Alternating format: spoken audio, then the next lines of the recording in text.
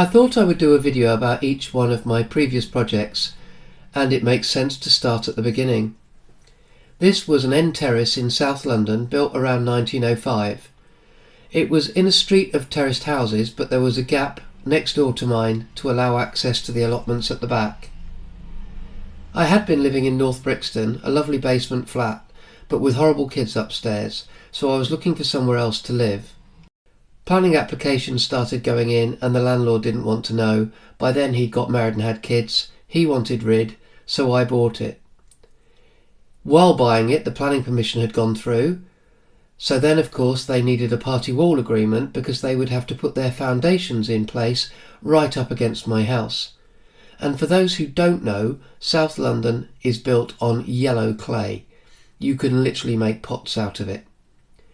So my house, which was not the best built property, like so many late Victorian, early Edwardian terraces, was probably put up in a rush, built on a hill and on clay. Interestingly, I later found out while doing the renovations that the foundations were actually only 4 bricks deep. So the party wall agreement was done with proper structural surveys and strict rules about what they could and couldn't do. And the first thing they had to do was put in reinforced concrete rafts under the house to stop it subsiding. They started at the back, dug it out, poured in the concrete and left it for a week, and all seemed well. Then they came back and did the middle raft and the front at the same time. And I'm not kidding, the house moved 5 millimeters in a couple of weeks. The whole front corner of the house clearly shifted and took the adjacent walls with it. The builders next door had to have it fixed. I got a cash payment for the damage to the inside and agreement that they had to re-render it because they were chipping holes in it to put the wall ties in. At that point in my life I suffered a sudden and devastating bereavement and decided I no longer wanted to do my desk job. I would renovate the house. I don't have lots of photos before because we didn't have smartphones or Facebook. We just didn't photograph everything like we do now. So if you imagine a pre-First World War terrace that was very tired, heavy wear and tear, hairline cracks, even the beautiful original coving had moved, and it needed a complete makeover. This is the layout before I started. The plan was just a standard renovation. Back to brick, rewire, replumb, new windows. It had 3 chimneys, so I decided to leave the one in the lounge for a log burner, take out the one in the dining room and bedroom, and the huge 30cm deep one in the kitchen and bathroom. I knew I needed a new roof, so I put in a pre-application query about doing a loft extension because 2 of the houses further up the hill already had them. I got a really stroppy letter back from the head of planning telling me that she would vehemently oppose the application because they had to protect the architectural history of the area and in particular the London roof. For those of you who don't know, a London roof is basically upside down. The peaks are on the party wall rather than the middle, which causes all sorts of problems, particularly sagging ceiling joists. The front bedroom ceiling in this house was about 5 centimetres lower in the middle than the walls because of the weight of the roof on it. Infuriatingly, the people who bought it from me later got planning permission, replaced the roof and put in a loft extension within a year of buying it. Anyway, my plans. I applied for planning permission to take out the back wall of the kitchen and put in a 9 square metre extension, which in the UK is considered permitted development.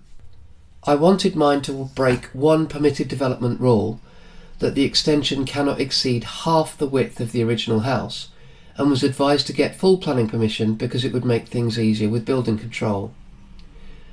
The new thing at the time was inside-outside living, so I wanted to spend the extra money and get full-sized powder-coated bifold doors. I also had this DIY lean-to at the side, where somebody had put a roof on the wall between the kitchen and the boundary. The other big change was the way the house was laid out. You went in the front door and there was a long corridor straight through to the kitchen at the back, with the stairs cutting into the dining room. I wanted to put a downstairs toilet under the stairs, so I decided to move the whole staircase over to the right.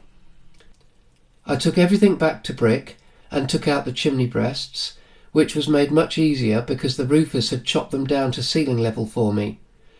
I then got builders in to do the extension.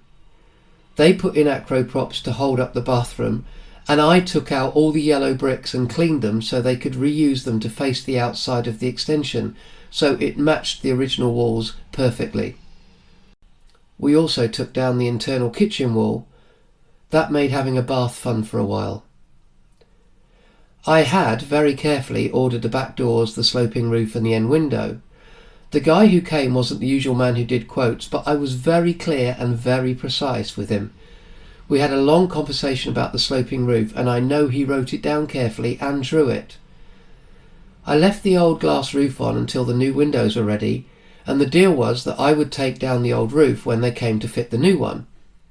They arrived a week before Christmas, and the glass didn't fit. It turned out the manager back at the factory had decided the guy who did the quote must have been wrong. He thought I must have wanted a flat roof, and it had all been a mistake. By that point, of course, I had no roof on that part of the kitchen a week before Christmas. After a huge row on the phone, they sent 2 jobbing joiners down with a load of hardboard and boarded the roof out as a temporary measure. But it then took 3 months to get the new windows delivered because they had to be made from scratch. It was absolute hell. And of course, it completely held up the development because I couldn't have that wall plastered or the kitchen installed, as the roof wasn't that watertight. In the meantime, we took out the staircase. Bear in mind I'm living in this. You definitely don't want to come home drunk, as the bedroom was at the front and the bathroom was at the back. I had a joiner who hand-built the new staircase against the right-hand party wall. This meant I could put a guest toilet under the stairs and run the waste under the floor. The old kitchen floor was concrete, so I'd had to have that knocked out for the extension anyway, and we ran new waste pipes across under the new screed floor. I took out all the floors and replaced the old boards upstairs with green board. Downstairs I pressure fitted 100mm insulation and put in underfloor heating. Then we put in beautiful 22mm engineered oak flooring. The one thing that wasn't on the plans was the bathroom. It had been huge and had undoubtedly been a bedroom before bathrooms came inside. I thought about putting in an ultra-luxury bathroom, with a clawfoot bath under the window and a big walk-in shower. But then I stopped, thought I better double-check on myself and spoke to an estate agent. I simply asked, what will add more value, a huge luxury bathroom or a single small bedroom? I got a very straight answer, which was a 3rd bedroom, even if it's single, even if it's just an office. So I sat down and very carefully worked out the plans and the dimensions. I put up the thinnest stud wall I could get away with and designed a beautiful bathroom, including an extra long bath, which left a corridor and a single bedroom at the back. When I came to fit it all out to sell, it turned out that the bedroom was an inch shorter than a standard single bed, so I just built a single bed in place. Realistically, it was only ever going to be an office or a kid's bedroom. It still makes me laugh looking at the estate agent photos, because if you look carefully at the kitchen, the kickboards hadn't been put on, and in the bathroom the grouting hadn't been finished. That was because I rang the estate agent and said, I'm nearly there, floors are down, few bits left, how's the market looking? And he said, get it on the market. Pay people to finish the floors, pay people to decorate, pay to get it done.